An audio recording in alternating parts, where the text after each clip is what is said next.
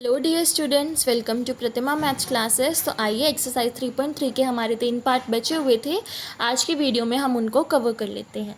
तो पहले पार्ट में देखते हैं हमें क्या दिया हुआ है। इसमें बोला है कि taxi charges in the city consist of a fix charge, कि एक सिटी है उसमें टैक्सी के चार्जेस क्या है, फिक्स हैं, ठीक है। और जितना वो डिस्टेंस कवर करेंगे उसका अलग से चार्ज लगेगा। मतलब अगर वो 10 किलोमीटर चल रहे हैं तो उन्हें 105 पे करना पड़ेगा। मतलब टैक्सी के चार्ज इंक्लूड करके और इतना डिस्टेंस उनका इंक्लूड करके 105 है। अगर जर्नी उनकी 15 किलोमीटर की है तो इतना चार्ज देना पड़ेगा। तो इन्होंने बोला है कि मुझे पर किलोमीटर के लिए चार्जेस निकालने हैं और 25 किलोमीटर के लिए चार्जेस निकालने हैं यहाँ पे। तो यहाँ पे देख लेते हैं हमारी इक्वेशन किस तरीके से बनेगी। तो हम क्या मान लेंगे कि जो हमारा फिक्स चार्ज है, फिक्स चार्ज क्या है, एक्स है, और पर किलोमीटर का चार्ज कितना है, वाई है। इन्होंने बोला है, अगर मैं अकॉर्डिंग टू क्वेश्चन बात करूँ तो इन्होंने बोला है कि मैं फ़िक्स चार्जेस को ऐड कर दूँ। और कितना डिस्टेंस चला था, 10 किलोमीटर पहले वाले में, तो 10 वाई, ठीक है। पर किलोमीटर का चार्जेस 10 था, मतलब 10 किलोमीटर चला उसने, तो वाई पर किलोमीटर का है तो 10 वाई हो जाएगा। वो किसके इक्वल है, 105 के इक्वल है। तो ये हमारी इक्वेशन 1 बन गई यहाँ से। तो यहाँ से अगर x की वैल्यू निकालूँ तो मेरे पास क्या आ जाएगी, 105 माइनस 10 वाई। इसको आप ऐसे कॉलम में रख लीजिए। अब दूसरी इक्वेशन में इन्होंने क्या बोला कि मैं x में फिक्स चार्जेस में उसके जितने किलोमीटर हैं उतने जोड़ दूँ। मतलब 15 किलोमीटर थे वो जोड़ दूँ तो कितने चार्जेस हो रहे हैं, 155 हो रहे हैं। तो ये हमारी क्या बन गई, सेकंड इक्वेशन। अब यहाँ से तो बिल्कुल सिंपल हो गया, x और y ही हमें निकालना है, ठीक है। तो यहाँ से देखो हम x की वैल्यू पुट कर देते हैं तो क्या आ जाएगा, 105 minus 10y plus 15y equals to 155 आ जाएगा, ठीक है। तो 10y माइनस 15y करेंगे तो कितना बचा, 5y, और इधर जाएगा 155 माइनस में हमारा 105, तो माइनस करेंगे तो कितना आ जाएगा, 50। तो y की वैल्यू मेरे पास कितनी आ गई, 10 आ गई, ठीक है। तो पर किलोमीटर का चार्ज कितना है, 10 है, ठीक है। तो अब यहाँ से हम क्या करेंगे, x वाली इक्वेशन में y की वैल्यू पुट कर देंगे। x क्या थी, 105 माइनस में 10y, तो y की वैल्यू कितनी है, 10।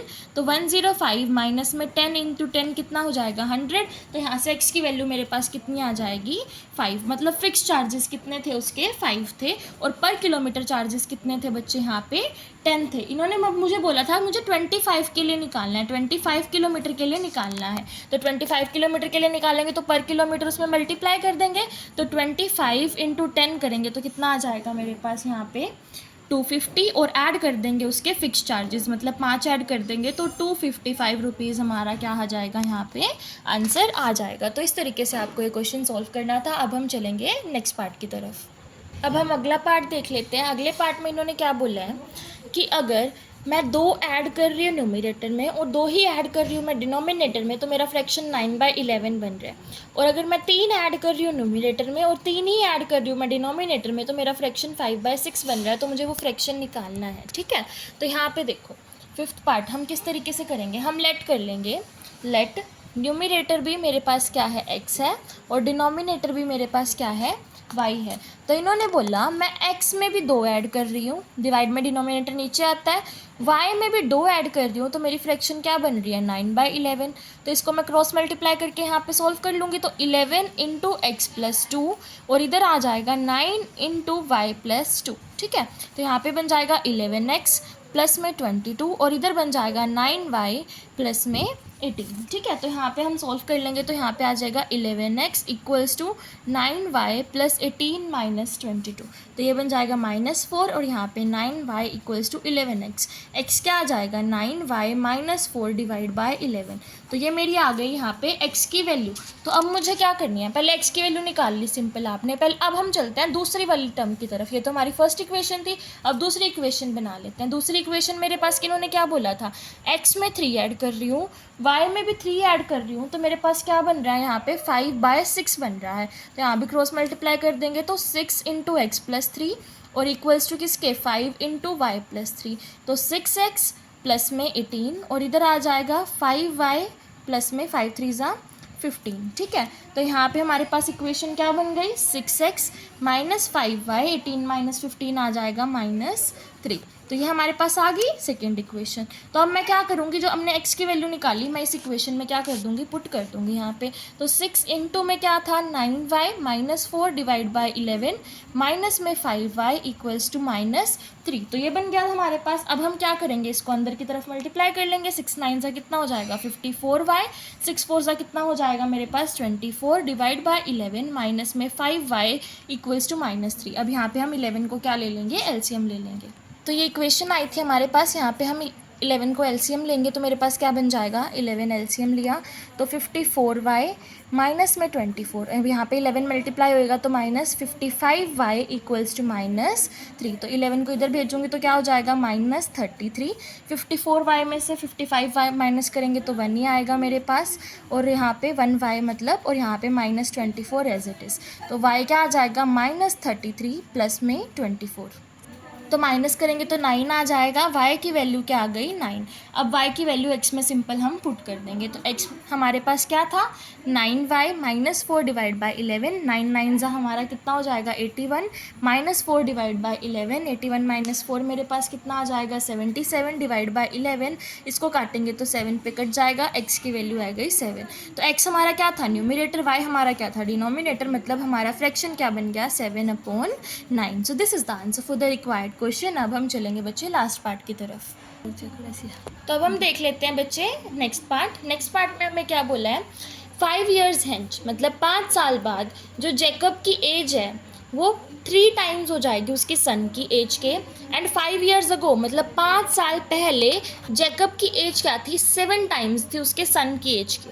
तो मुझे प्रेजेंट टाइम्स एज निकालनी है उनकी। तो यहाँ पे भी हमारी 2 इक्वेशन बन जाएगी, ठीक है। तो हम क्या करेंगे 6 पार्ट में लेट कर लेंगे, जो जैकब की एज है, जैकब की एज क्या है x है और उसके सन की एज क्या है y है। तो आफ्टर 5 years के आफ्टर की अगर मैं बात करूँ तो क्या बोला इन्होंने कि मैं अगर x में 5 जोड़ दूँ तो जैकब की एज क्या हो जाएगी 3 टाइम्स, मतलब 3 इंटू में y प्लस 5 हो जाएगी। तो इसको सॉल्व करेंगे तो 3y 5 3 ज़ा 15, और इधर आ जाएगा मेरे पास x प्लस 5। तो x की वैल्यू यहाँ से निकाल लो, क्या आ जाएगी 3y प्लस 10। तो ये इक्वेशन 1 बन गई। देखो यहाँ से ध्यान से। अब हम चलेंगे नेक्स्ट पार्ट की तरफ, इसका देखेंगे आगे कैसे सॉल्व करेंगे। तो अब हम देखेंगे, इन्होंने बोला था बिफोर 5 years के लिए। तो बिफोर 5 years की जब बात करी थी तो इन्होंने क्या बोला था कि x में अगर मैं 5 कम कर दूँ तो उसके सन की एज के वो कितने टाइम्स हो जाएगा 7 टाइम्स। तो मतलब y माइनस 5 इंटू 7 हो जाएगा। तो यहाँ पे इसको सॉल्व करेंगे तो क्या आ जाएगा x माइनस 5 7y 7 5 ज़ा 35। तो x minus 7y equals x minus 5 equals to 7y minus में 35। तो ये इक्वेशन बन गई। तो इसको सॉल्व करो तो x माइनस में 7y इक्वल्स टू -30 इस तरीके से आ जाएगा। तो यहाँ x की वैल्यू पुट कर देंगे। तो x हमारी क्या आई थी 3y प्लस में 10 आई थी, ठीक है। तो यहाँ पे पुट करेंगे वैल्यू तो क्या हो जाएगा 3y प्लस 10 माइनस में 7y इक्वल्स टू -30, ठीक है। तो यहाँ पे 3y माइनस 7y क्या हो जाएगा -4y, 10 इधर जाएगा प्लस का माइनस, तो माइनस माइनस प्लस 40। तो y की वैल्यू क्या आ गई मेरे पास 10 आ गई। तो y की वैल्यू 10 आ गई। तो x क्या था मेरे पास 3y प्लस 10 था। तो 3 इंटू 10 कितना 30 प्लस 10 कितना 40। तो x की वैल्यू कितनी आ जाएगी 40। मतलब जैकब की एज 40 थी और उसके सन की एज कितनी है 10 है, प्रेजेंट एज, ठीक है। तो ये हमारे इसका आंसर हो गया, ये आपका सोल्यूशन है। If you have any doubt in the question you can let me know in the comment section. आगे क्वेश्चन हम नेक्स्ट वीडियो में कवर करेंगे। Till then bye bye and like share subscribe the channel.